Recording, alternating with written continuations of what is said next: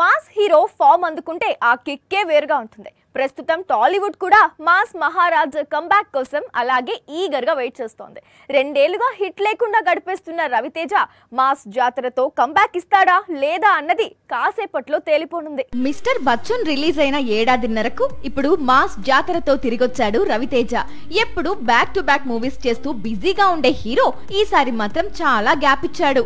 ఇస్తే ఇచ్చాడు, కంబ్యాక్ ఇస్తే చాలని వెయిట్ చేస్తోంది టాలీవుడ్. మాస్ జాతర విజయం ఒక్క రవితేజ, శ్రీలీల, నిర్మాత నాగవంశీకి మాత్రమే కాదు, తెలుగు సినీ పరిశ్రమకు కూడా చాలా కీలకం. అక్టోబర్లో కే ర్యాంప్ ఒక్కటే బాక్స్ ఆఫీస్ దగ్గర వసూళ్లను రాబట్టింది. కానీ టాలీవుడ్ కు కావాల్సింది తిరుగులేని బ్లాక్ బస్టర్. ఆ లోటును మాస్ జాతర ఎంతవరకు తీరుస్తుందో చూడాలి. 70వ చిత్రం వాల్తేరు వీరయ్యతో హిట్ కొట్టాడు రవితేజ.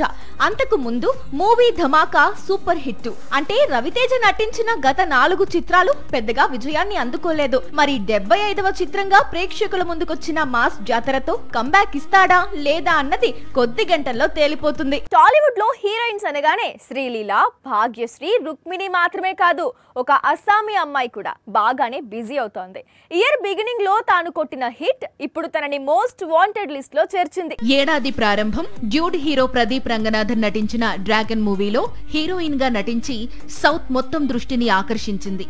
కెరీర్ ప్రారంభంలో బిగ్ హిట్ అందుకోవడంతో ప్రస్తుతం కోలీవుడ్, మాలీవుడ్, టాలీవుడ్ లో కయాదు డేట్స్ కు ఫుల్ డిమాండ్ ఏర్పడింది. తెలుగులో విశ్వక్ సేన్ నటిస్తోన్న ఫంకీ మూవీలో హీరోయిన్ గా నటిస్తోంది. ఇది కాకుండా ఇప్పుడు తన ఫేవరెట్ హీరోస్ లో ఒకరైన నానితో కలిసి నటించేందుకు సిద్ధమవుతోంది. నేచురల్ స్టార్ నటిస్తోన్న ప్యారడైజ్ లో హీరోయిన్ గా అవకాశం అందుకుంది అనేది సమాచారం. ఫంకీ కంటే ముందు అల్లూరి అనే తెలుగు చిత్రంలో నటించింది కయాదు. కానీ ఈ ప్రాజెక్టు తనకు పెద్దగా కలిసి రాలేదు. కానీ డ్రాగన్ తో దశ తిరిగిపోయింది.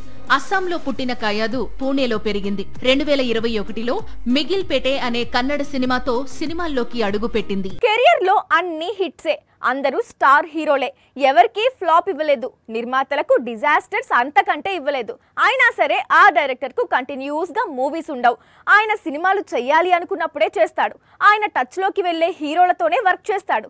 ఇంతకీ ఎవరా దర్శకుడు? 2007లో మున్నా మూవీతో కెరీర్ ప్రారంభించాడు వంశీ పైడిపల్లి. 18 ఏళ్ల కెరీర్ లో కేవలం 6 చిత్రాలు మాత్రమే తెరకెక్కించాడు వంశీ. ప్రతిసారి అదే గ్యాప్. 2 ఏళ్ల క్రితం తమిళ హీరోతో వారీసు అనే మూవీ తీశాడు. దళపతికి మంచి హిట్ ఇచ్చాడు. మళ్లీ ఇంతవరకు సౌండ్ లేదు. 2 ఏళ్లుగా వంశీ ఏం చేస్తున్నాడు, ఎక్కడున్నాడు, ఎవరి కోసం కథను సిద్ధం చేస్తున్నాడు, ఈ డీటెయిల్స్ ఏమీ తెలియదు. ఎప్పటిలాగే గ్యాప్ తరువాత సర్ప్రైజ్ చేయడం వంశీకి అలవాటు. ఇప్పుడు అదే సెంటిమెంట్ ను రిపీట్ చేస్తున్నాడు. ఓ పవర్ఫుల్ స్టోరీని పట్టుకుని బాలీవుడ్ లో 3 ఖాన్స్ లో ఒకరితో సినిమా తీయాలని ట్రై చేస్తున్నాడు. ఆల్రెడీ ఆమీర్ ఖాన్ ను కలిశాడు. కథ నచ్చింది కానీ ఇప్పట్లో డేట్స్ కుదరవు అన్నాడట ఆమీర్. దీంతో సేమ్ స్టోరీతో సల్మాన్ దగ్గరికి వెళ్లాడు వంశీ పైడిపల్లి. దబాంగ్ ఖాన్ కు కథ బాగా నచ్చిందట. దిల్ రాజు బ్యానర్ లో Vamshi Salman combination movie sets పైకి వెళ్లనుందట. కాలీవుడ్ లో క్రేజీ సీక్వెల్ తెరకెక్కుతోంది. అదే జైలర్. మల్టీ స్టారర్ అడ్డా ఈ ప్రాజెక్ట్. ఇప్పటికే శాండిల్వుడ్, బాలీవుడ్, మాలీవుడ్ నుంచి ఈ సీక్వెల్ లోకి అడుగు పెట్టారు. కానీ టాలీవుడ్ నుంచి మాత్రం ఒక్క నటుడు కూడా జైలర్ సీక్వెల్ లో కనిపించడం లేదు.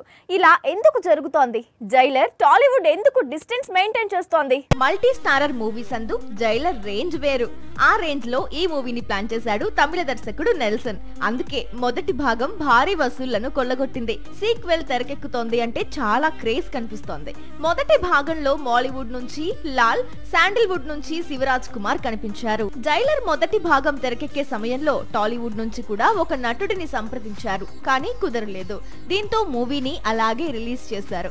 ఇప్పుడు రెండో భాగానికి మళ్ళీ సేమ్ హీరో డేట్స్ అడిగారు. అతను నో చెప్పినట్లు సమాచారం. దీంతో మళ్ళీ జైలర్ 2 తెలుగు హీరో మెరుపులు లేకుండానే తెరకెక్కుతోంది. జైలర్ 1 లో కనిపించిన స్టార్స్ తో పాటు మరింత మంది గెస్ట్ అపీరియన్స్ తో జైలర్ 2 తెరకెక్కుతోంది. తెలుగు నటుడు నటించాల్సిన స్థానంలో ఇప్పుడు ఫాహద్ ఫాజిల్ నటిస్తున్నాడు. రజనీకాంత్ సినిమా అంటే చాలు ఫాహద్ స్టోరీ, తన క్యారెక్టర్ వినకుండా డేట్స్ ఇచ్చేస్తాడు. ఇప్పుడు అదే చేస్తున్నాడు. వచ్చే ఏడాది జూన్ లో ఈ చిత్రం విడుదల కానుంది. సాక్షి టీవీ ప్రసారాలను నిలిపివేయటం చట్టరీత్యా నేరం. సాక్షి టీవీ ప్రసారాల కోసం మీ స్థానిక కేబుల్ ఆపరేటర్ను వెంటనే సంప్రదించండి. DTH లో, ఇంటర్నెట్ లో కూడా సాక్షి టీవీ ప్రసారాలను వీక్షించవచ్చు.